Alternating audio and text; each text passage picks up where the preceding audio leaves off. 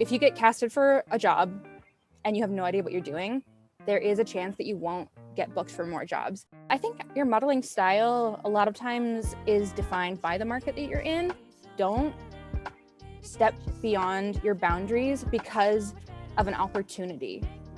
More opportunities will come. Hey everyone, how's it going? Welcome to another episode of the KDigitals podcast where we dive into artists, their origin, their style, and their process. Joining me today is Alyssa, also known as Pose for Success on Instagram. How are you doing today, Alyssa? I'm doing great. How are you, Chris? I'm doing well. Thank you for asking. Alyssa, the way I like to kick off every podcast is to have the artists kind of define themselves, right? Sometimes I'll say, oh, you might be a photographer. And they're like, I'm not a photographer. I'm this and this. And I'm like, okay, fine. In your case, I probably would say you're a model, but it seems like you do a lot more than just modeling. So I wanted to kind of give you the floor to define your style and what you are. Yeah, absolutely. I appreciate that. So I would define myself as a model. Typically, I call myself a curve model because I'm in that weird space between plus size and regular modeling, modeling coach and empowerment speaker. Mm-hmm. For sure. When you got started, was your plan to be kind of all these different ideas where you were like, oh, I'm just trying to try something out and see where this goes? Wow, that's a good question. My story kind of starts like all the way back in my childhood when I was a little baby. I started acting at 6, and from there, my journey was very in line with theater and dance and singing. And at some point, I started to pivot, and I did a bunch of teaching in the acting space growing up. I was assistant director and intern. I was an acting coach for many, many years. And eventually, I still have so much love for that. But as somebody with a disability, the hours are brutal. The pay is not great. Anyone who's in the acting space, I know, is resonating with this right now. You work from 8 a.m. until 11 p.m. and you have to love every second of it in order to keep up that hustle. Yeah. And so, well, I could assume it's because you love it, but like what's kept you focused on doing all this? And if you know it's grueling, right?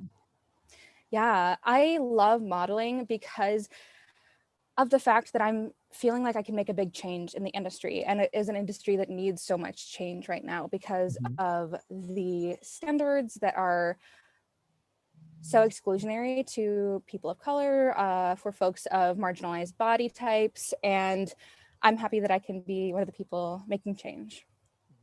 What are your thoughts on like I'm sure like Victoria's Secret's going to like this huge rebrand right now, like ditching the angels, the whole VS collective? Like, do you think that's a good step forward? Or do you think it's just like a marketing tactic? Like, what are your just thoughts on that?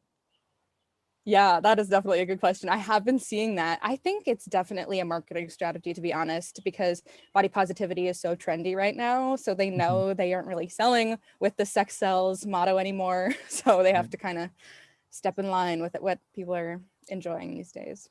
Yeah, like I think I once did a quote. I don't know if you follow the page "Shit You Should Care About" on Instagram. They're like a really good news page, right? But I think one of the quotes was like,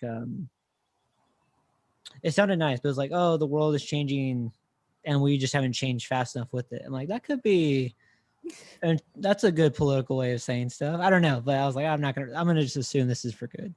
But anyways, okay. Well, let me dial it back. I know I want to keep it focused on you. So on your Instagram, right? If you look at your bio or description, it says, you help model misfits break into the industry and make modeling money. How does one do that in what feels like a saturated, very competitive market? Really good question. For me, it's all about finding your ideal market and understanding where you fit based on your look, your personality, your values. Boundaries are a really big thing that I talk about with my modeling students. And so somebody who has strict boundaries, let's say like you come to me with religious beliefs that you practice modesty and you aren't willing to really take it all off, you can still enter the modeling world, but you probably aren't going to be able to enter in a realm such as, glamour modeling or swimsuit modeling. And you really need to find what I call your soulmate agency, somebody that is really going to not only support you as a product, because that's kind of, or a service provider when you're a model, to help sell a product, but somebody who's going to also care about you as a human being and respect those values from day one. So how do you like vet that? It's like dating. You just kind of have to go into it and then kind of figure it out. Like, how do you How do you know that? Yeah. So when I signed with my agency, I spoke with about 3 agencies and I chatted with them and, asked about their expectations from their models, where they saw me, my placement, what types of jobs they thought they would put me out for. And 2 out of the 3 agencies actually asked me to gain 20 pounds, which, as Mm. I mentioned before in this podcast, is because of the fact that I'm a size 12, and plus size typically starts around a 14. And it would have been easier for me to gain weight and get into that category than to lose, like, I would have to go down to a size 2 if I was going Mm. to be a sample size model. And either way, I'm just not comfortable with my representation asking me to change my weight. Mhm. So I just felt like that wouldn't be the right fit. But yeah, it's all about asking the right questions and making sure that you make your boundaries known before you sign a contract, and also knowing how to read your contract is a big thing as well. Yeah. Do so I feel like I'm still new to the industry too, right? I do photography, but I feel like I need to know more about the modeling stuff. Yeah. Um, does I guess what role does an agency play in this whole space? Like, is it necessary to have an agency? Is it like if you don't have one, you're messing up? Like, how's that work? Yeah. I think there's a lot of stigma, to be honest, in the modeling industry, that if you don't have an agency, then you're not a real model. I don't Mhm. personally believe that, because there are definitely pros and cons for having an agency. An agency can definitely get you access to more prestigious jobs, to more high paying jobs, but you have a lot less flexibility depending on your agency and what kind of contract you have. If you have an exclusive contract, on how much you are able to put yourself out there. So I have an exclusive contract in North Carolina, but my deal with my agency is I just have to run things by them before I do them.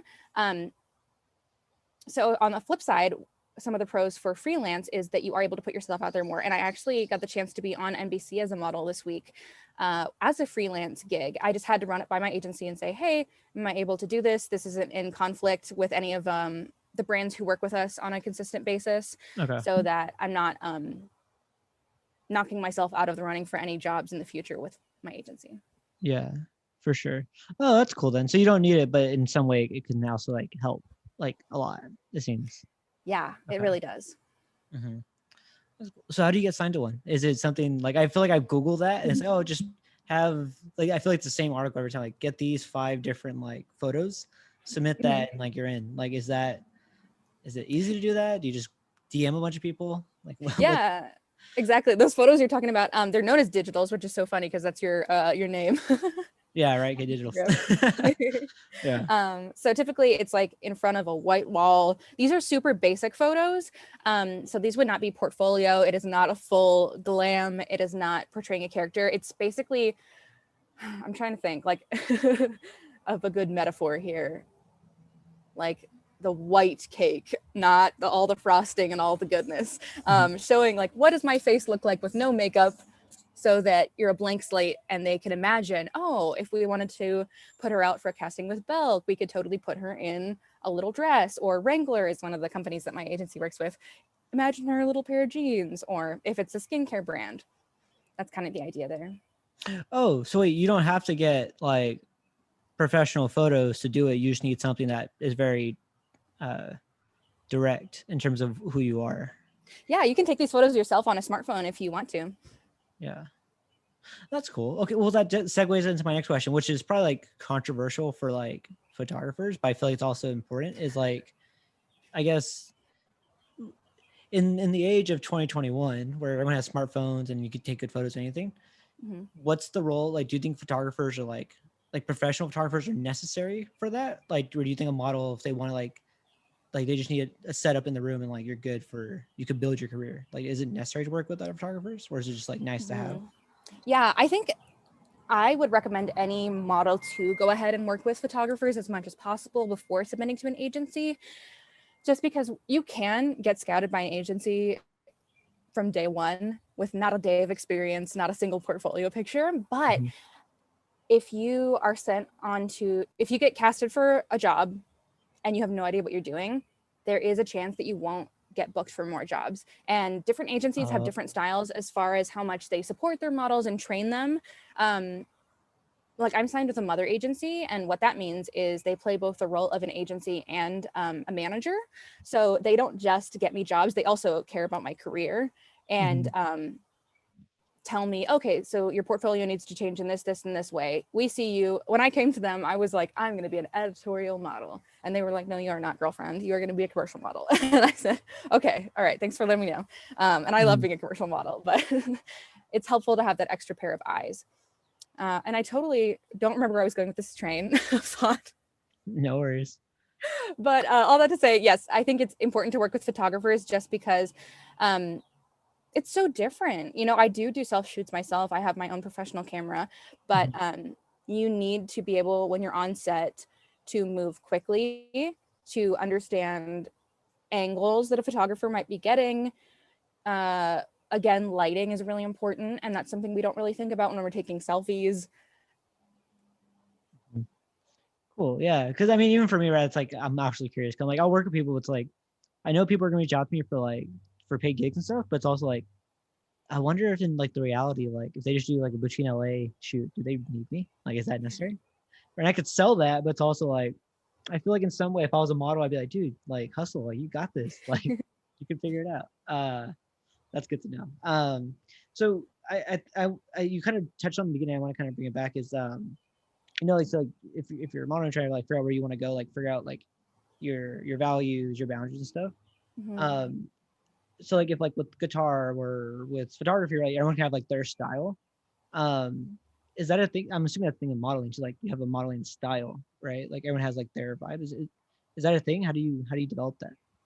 Yeah, absolutely. I think your modeling style a lot of times is defined by the market that you're in.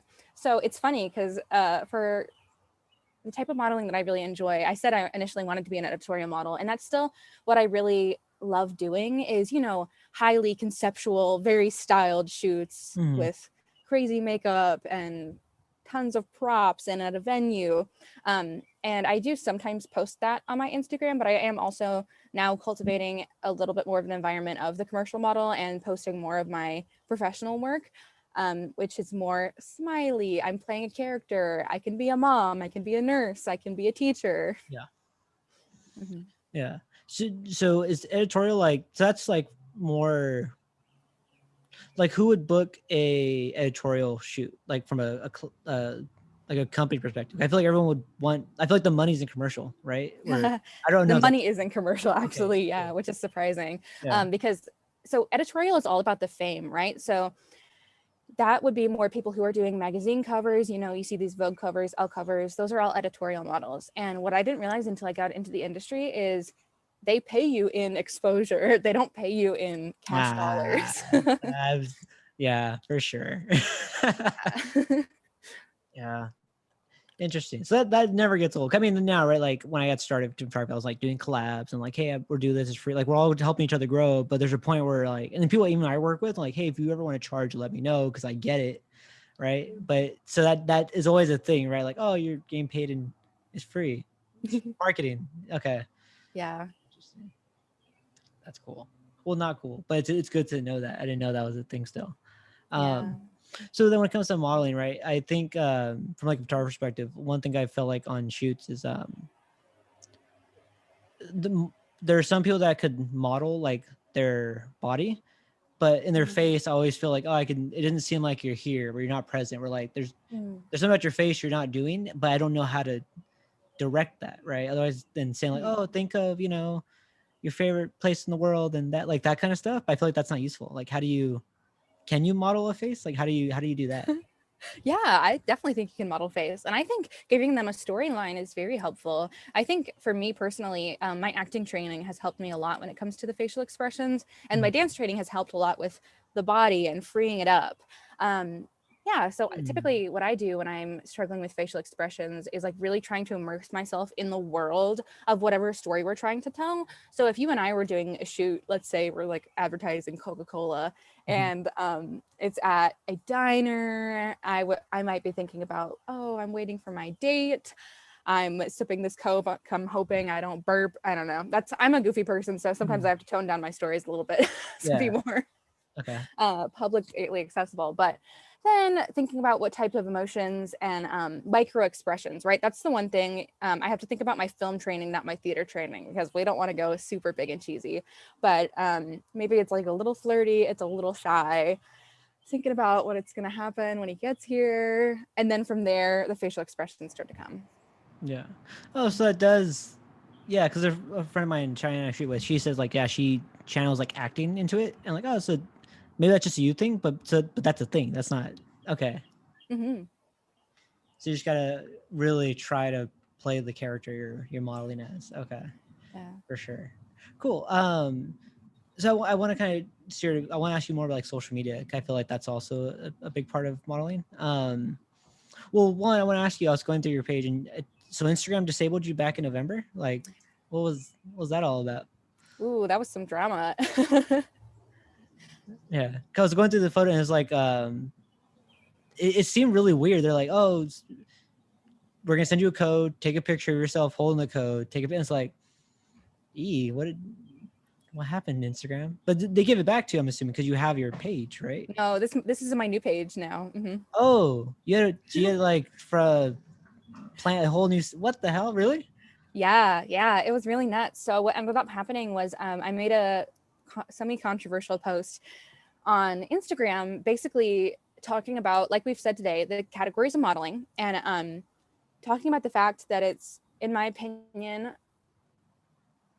stupid, for lack of a better word, to categorize petite and plus size and mature models into different categories when truly your physical attributes shouldn't be a category when these other ones are based on your skill levels, or not level, but your skill set. So Editorial is all about a skill set of being able to like do dramatic poses and like really tell a story, whereas commercial is about being able to sell a product or service. And obviously like hand modeling is about your hands, and those are all specific skill sets. But yet people in plus size bodies, they're like, your body is the skill set, like you're big, so you can only do plus size modeling. And that really ticked off some photographers who have been in the business for a while, who I think want to keep plus size people in their lane and not in the mainstream lane. And I got mass reported by those people, and Instagram took down my account because they thought I was a scammer. What? I mean, I believe that. That's also like, wow, that's you must have really pissed off some people that are very against that, which is sounds Yeah. archaic, right? Yeah, funny. So then, what the hell? How did you? What do you have a lot of followers? Like, how did you rebuild all that so quickly? Yeah. So what actually ended up happening was I went and started creating on TikTok, and that platform has a little bit more organic reach than Instagram does. And I started that in November, and I just hit 100,000 on TikTok this past week, which is pretty exciting. And from there, people have migrated over to my Instagram, and I've been able to share my stories more and be open about my thoughts and feelings on the industry without being censored. Yeah. So are you like scared it's gonna happen again? Like that those same photographers come out like, oh, you're back. Okay, round two, let's go. Like, Yeah, it's definitely been a learning lesson on the importance of getting people onto your turf, especially when you run a business like me, whether that be my modeling, but also my coaching. So now I have an email list and my own website where I'm like, hey, I would love for us to keep in contact forever. And I am able to own that little slice of the internet, if not my social media platforms.